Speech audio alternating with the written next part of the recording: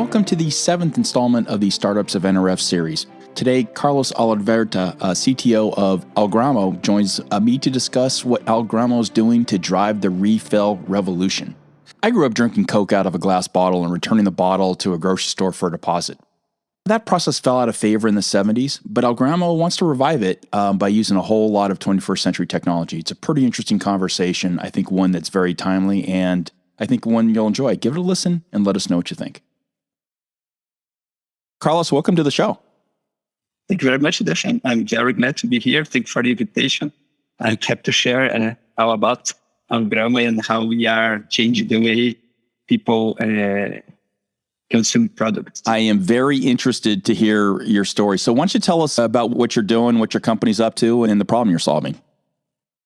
We are trying to solve, the main problem we are trying to solve is the single plastic use bottles that are used to sell mostly home care and personal care products. They are the two categories that generate more plastic. So we are focused on that. And how we do that? By what we call refilling. So the idea is that people can have only one bottle for life and keep it refilling with a lot of technology behind that. So we call it like a new smart packaging solution. So it's a pretty straightforward process. We've been refilling things for a long time, but you've added a whole lot of technology to that kind of simple process. Unpack what it means. And you actually have some major names that you're already working with. Can you share about how it actually works? I know you're in the Target store here in San Francisco. I did not get a chance to go by. I was up in Union Square last week looking at the response to some of the smash and grabs, but I did not get a chance to go. But you're literally in Target with major names. Yeah. So tell us about what the technology aspect of what you're talking about and maybe some of the wins that you've already got. We are in Target, we are with Oliveira, with Grove, with Nestle, with the big brands, because the big brands are the ones that generate more plastic. So if you want to solve the problem, if you want to do a big impact, we need to go with them. And then they are very interesting on that because they also want to contribute. And how the technology helps, as you say, refilling is something from our grandparents. They used to do that. But now the idea is do it with technology. What we have are IoT-enabled dispensers, which are able to identify the bottle, the package that the person brings, and dispense the products according to specifically what this person has in their wallets. So going to example to simplify, if I have a soap bottle, that soap bottle becomes my bottle for life. And then I just approach the dispenser with my bottle. The dispenser will say, welcome, Carlos. How much soap do you want to refill? And I just say, that much. And the dispenser will provide the refilling and register all that information. And of course, the payment can be done through a mobile app or even through a credit card in the POS of the machine as well. So can if I buy a 1 liter bottle, can I just get a half a liter of soap? Do I have complete control over how much product goes into each time? You have complete control. You can choose in the display of the dispenser or using your mobile app how much product you want. So that's another important point that we are addressing, because normally people who buy less products in small bottles or sachets or pouches, they tend to pay up to 40% more than if you buy a big package. So we are also address this other price issue. So what brands, we've already mentioned Target, but can you talk about who you're already working with? Sure. We are, in terms of retailers, we are working with Target and Walmart. And in terms of branding, we are... So two small retailers here in the U.S. Very small ones, yeah, right. Wow, okay. You got my attention. You literally got my attention with those two names. Cool. And in terms of branding, we have a couple of small ones as well, like Nestle, Unilever, Clorox, Colgate, Palmolive, and Grove, which is also a San Francisco brand. So lots of interesting in this kind of solution. We actually are very excited because we just make part of Impact 20 list from Fortune magazine. So our name is becoming known across the world. So we are very excited about this expansion. So what does the brand get out of your solution, and what does the retailer get out of your solution? Because it almost seems like you're leaving behind a lot of branding power by not having different colored bottles and all that stuff. So what do they get out of it? Are they excited? I won't ask that question because I know what you're going to tell me. So what do they get? We create a model that we believe benefits everyone. It benefits the brand because the brand first, it saves on the side of manufacturing the package because they do not need to manufacture a lot of packages because once you have one package is enough. Second, the logistics, because it's easy and simple to move a big container than lots of small containers. You save space, you save, therefore, logistics costs. And also you save space on the floor of the supermarkets or mom and pop store or any kind of retailer that are selling the products. So those benefits the brand and benefits as well the retailers. And of course, for the customer, there is the price point that I mentioned, and also the amount of plastic that everyone is saving. So the plastic saving goes for everyone. The user can know how much plastic it is personally saving. The brand can know, and also the retailers can know. Split by geography, split by brand, split by product. So lots of the added value comes also from the data that we can connect when we have lots of customers buy things in different places. Because today, if you go to the supermarket, if you just take a bottle from the shelf, the brand doesn't know nothing about you. With our solution, the brand can know how much you buy, which frequency, which products. So lots of consumer behavior information to deal with. What bucket would you put your solution in? So clearly it's packaging, which typically has never been an IT thing, but you're obviously right now in the center of that. So where would you want analysts to put you? I believe it's beyond packaging. 100% it is. Guarantee it is. It's very sophisticated. What we want to do is be the circular economy platform that changed the customer behavior. So, of course, today we have our own dispensers in our partnerships with the brands that I already told you. But the idea is also to have our software, our mobile application, and our back office software integrated into a software as a service model.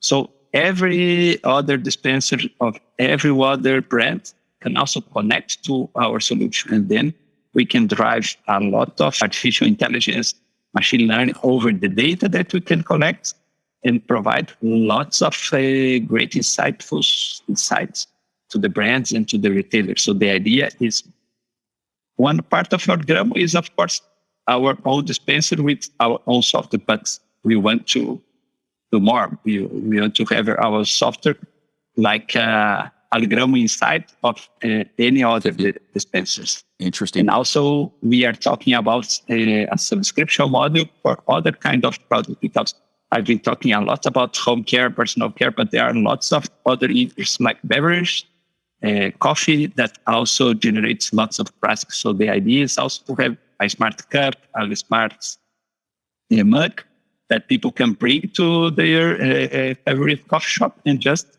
approach to the dispenser and get the coffee or get the beverage without any new plastic being generated and without any friction for them. So lots of we are just scratching the surface yet. There are lots of markets that we have to expand our presence.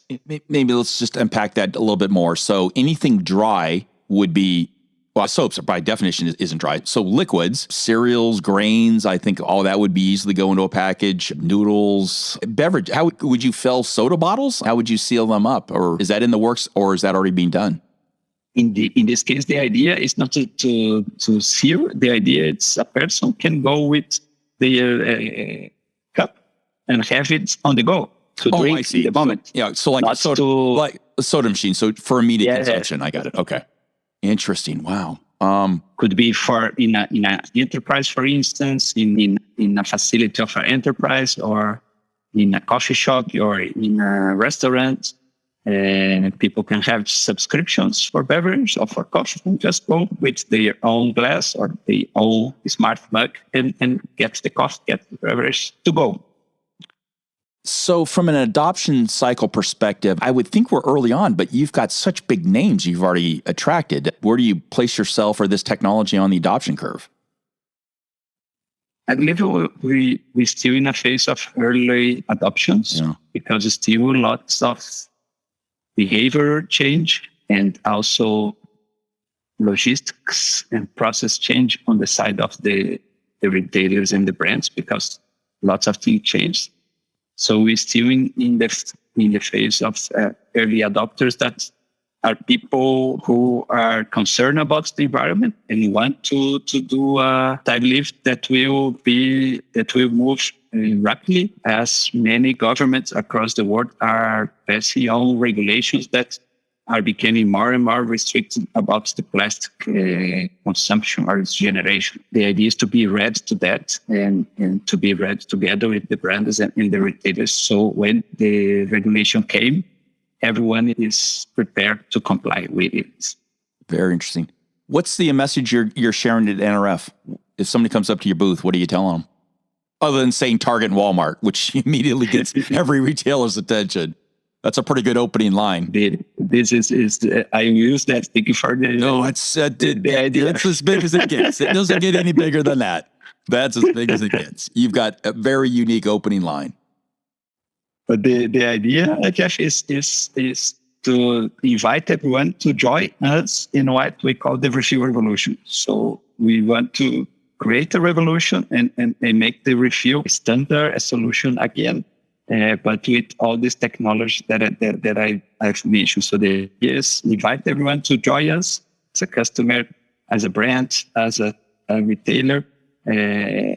Sure, this is a solution that will help reduce the climate change and reduce the amount of plastic that has been generated. And we are very positive about the results that we get so far. So that's is the invitation. Came and help us save the world. Probably know where you're going to go with this, but what do you see 2022 shaping up like? We are expanding our business across some geographies. We keep expanding in US. We have today locations with Target in San Francisco and other offices buildings in New York. We have locations here in Santiago, Chile with Walmart and some others in Indonesia. And the idea for 2022 is expand our business across Mexico and UK, Moldova specifically, and Colombia. So that's the plan for 2022. And also we want to add lots of fun things to our mobile app, like gamification, community communication between the users, so the users can compete on who saves more plastic, who in their community, in their country, in their city. So the idea is to add lots of fun in the application and also lots of education. So give information about other ways to help the reduction of plastic consumption. Wow, very cool. Hey, I'm going to ask your help. I'm on the Center for Retail Transformation for George Mason University. I have kids ask me all the time 2 questions, and I fumble through the answers, but now I'm asking the pros.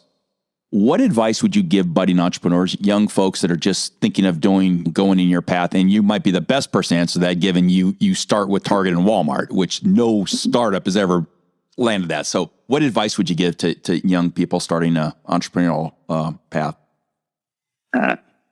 Look, Coming from people that had a lot of experience working in multinational companies as myself, I believe if I look back and if I was a young entrepreneur, I will say to them to believe their dreams and do something meaningful. Look for something that can really fulfill you from a personal and also for a professional level. Do not look only on numbers, only on money, but look in a balance between quality of life, money, of course, but helping do things that will make the world a better place. Wow, great answer. What skills, critical skills, do you use today that you wish you would have paid a lot more attention to learning when you're back either in school or at the start of your career? I believe negotiations is a very important skill. A little bit politics. And those are things that are not, at least at my time in the school or university, were not part of what we studied. So I believe that those are fundamental people skills that are necessary to get to know people, to convince people of an idea, to be empathetic about what other people felt. So I believe I would say people skills more than hard skills in general. Interesting. Thanks for your time today. How can people get a hold of you? Well, there are several ways. You can go onto our company page, which is www.algramo.com. Or you can reach me. My email is carlos.oliveira@algramo.com. I'd be glad to answer any questions or inquiries that the audience may have. Thank you so much for your time today, and good luck next month at NRF. Thank you very much, Jeff. Thanks for tuning into today's episode. For more info, refer to the pod notes below. If you enjoyed this episode, please consider giving us a 5-star rating and review. It really helps us grow. I'm your host, Jeff Roster, analyst at large. If you want to connect, follow us on Twitter at JeffPR or at BrianSathanation, or connect with us on LinkedIn. Visit my website at roster.retail.com or Brian's at iterate.ai. Until next time, stay safe and have a great week.